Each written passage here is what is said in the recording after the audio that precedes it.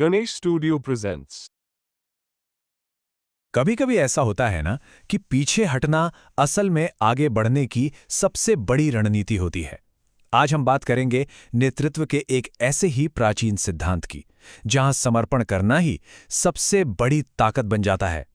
तो एक बड़ा सवाल है कि अगर अपनी प्रजा को बचाने के लिए किसी अत्याचारी के सामने झुकना पड़े, तो क्या ये कायरता है या फिर ये एक बहुत बड़ी समझदारी का सबूत है? चलिए इसका जवाब कुछ पुरानी कहानियों में ढूंढते हैं। हमारी पहली कहानी हमें ले चलती है राजा विक्रमादित्य के दरबार में। वो एक ऐसे मोड़ पर खड़े थे जहां एक गलत फैसला उनके पूरे राज्य को तबाह कर सकता था। ये वाकई एक बहुत ही मुश्किल चुनाव था। जरा सोचिए, एक तरफ है राज्य का मान सम्मान और दूसरी तरफ हजारों बेगुनाह लोगों की जान। भयंकर नाम का एक डाकू, और जैसा नाम वैसा काम। वो गांव के गांव जला देता था। उसकी मांग बिल्कुल सीधी थी, रानी को उसके सामने लाओ वरना वो सब कुछ तबाह कर देगा। तो अब राजा के सामने दो ही रास्ते थे। पहला, सीधी लड़ाई लड़ो, लेकिन इसमें योद्धा तो लड़ते, पर इसकी कीमत चुकाते आम लोग। औरतें, बच्चे, किसान, खेत खलिहान, घर बार सब बर्बाद हो जाते। और दूसरा रास्ता था, दुश्मन की बात मान लो। हाँ, इससे फौरन तो जानें बच जाती, और शायद जवाबी हमले की तैयारी के लिए थोड़ा कीमती वक्त भी मिल जाता। राजा विक्रमादित्य ने ताकत की जगह बुद्धि से काम लिया। उन्होंने डाकू को संदेश भेजा, तुम्हारी इच्छा जरूर पूरी होगी, लेकिन एक शुभ मुहूर्त पर। यह सिर्फ एक बहाना था वक्त हासिल करने का, और पर्दे के पीछे रानी को एक गुप्त रास्ते से सुरक्षित महल में भेज दिया गया। सेना को चुपचाप तैयार किया गया और एक दासी को रानी के कपड़े पहनाकर एक बहुत बड़ा भ्रम तैयार किया गया। और नतीजा कमाल का था। डाकू को दूर से दासी को दिखाकर यह यकीन दिलाया गया कि उसकी मांग पूरी हो गई है।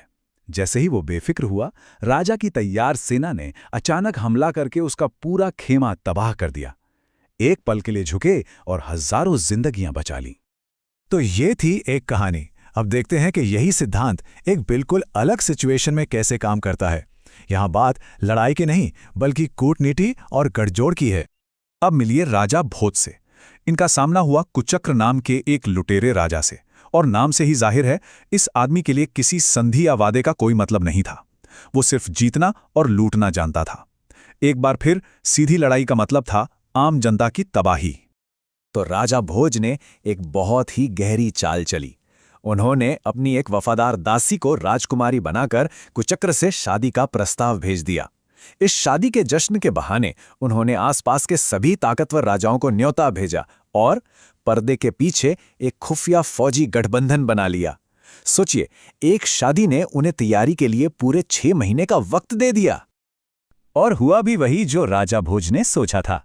शादी के बाद सभी दोस्त राजाओं की मिलीजुली सेना ने कुचक्र पर धावा बोल दिया और उसके आतंक को हमेशा हमेशा के लिए खत्म कर दिया। एक बार फिर जल्दबाजी में लड़ी गई लड़ाई के बजाय सब्र और स्ट्रेटेजी ने एक ऐसी जीत दिलाई जो हमेशा के लिए थी। तो ये जो दो कहानियां हमने देखीं, ये सिर्फ चालाकी की मिसालें नहीं हैं। इनके पीछे एक बहुत गहरा दर्शन छुपा है, एक योद्धा के असली कर्तव्य का दर्शन। और इसी दर्शन को कहते हैं क्षत्रिय सिद्धांत। इसका सार ये है कि एक राजा का पहला धर्म अपनी प्रजा की रक्षा करना है, और अगर उस रक्षा के लिए किसी दुष्ट की कोई छोटी मोटी बात माननी भी पड़े ताकि एक बड़े नरसंहार को टाला जा सके, तो वही सही नीति है। इस सोच के मुताबिक एक राज्य में 2 अलग अलग भूमिकाएं होती हैं। एक है योद्धा वर्ग, जिसका काम है लड़ना और मुश्किलों का सामना करना, और दूसरी है आम प्रजा, जिसे जंग की क्रूरता से हर हाल में बचाना होता है। एक सच्चे राजा का धर्म इन दोनों के बीच संतुलन बनाना है। और हाँ, ये सोच सिर्फ कुछ कहानियों तक ही सीमित नहीं है। हमारे बड़े बड़े धर्म ग्रंथों में इसकी जड़ें बहुत गहरी हैं, जो हमेशा रणनीतिक शांति के महत्व पर जोर देते हैं। महाभारत को ही ले लीजिए। श्री कृष्ण आखिरी पल तक कोशिश करते हैं कि युद्ध ना हो। रामायण में भी भगवान राम रावण को शांति का आखिरी मौका देते हैं। मतलब संदेश साफ है, दुश्मन कितना भी बुरा क्यों ना हो, पहला रास्ता हमेशा शांति का ही होना चाहिए। युद्ध तो आखिरी, बिल्कुल आखिरी विकल्प है।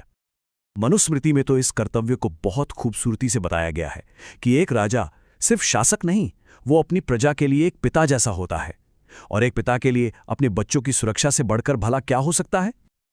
आप चाहे भगवद गीता देखें, यजुर्वेद पढ़ें या मनुस्मृति, सब में एक ही संदेश गूंजता है, तैयारी तो युद्ध की करो, लेकिन पहली कोशिश हमेशा शांति की होनी चाहिए। बेवजह खून खराबे से बचो, ताकत से पहले हमेशा बुद्धि का इस्तेमाल करो। तो आखिर में इतिहास उन्हीं राजाओं को महान मानता है जिन्होंने अपने अहंकार को नहीं बल्कि अपनी प्रजा को चुना। जीत और हार तो वक्ती होती हैं, आती जाती रहती हैं, लेकिन किसी की जान बचाना एक ऐसी चीज है जो हमेशा के लिए होती है। यही असली विरासत है। और ये बात हमें आज के दौर के लिए एक बहुत ज़रूरी सवाल पर लाकर खड़ा कर देती है। आज जब दुनिया भर में इतना तनाव और टकराव है, तो क्या हमारे आज के लीडर्स इस पुरानी लेकिन बहुत गहरी सोच से कुछ सीख सकते हैं? क्या हम ताकत के इस्तेमाल से पहले कूटनीति और समझदारी को मौका दे सकते हैं? इस पर सोचना बहुत ज़रूरी है।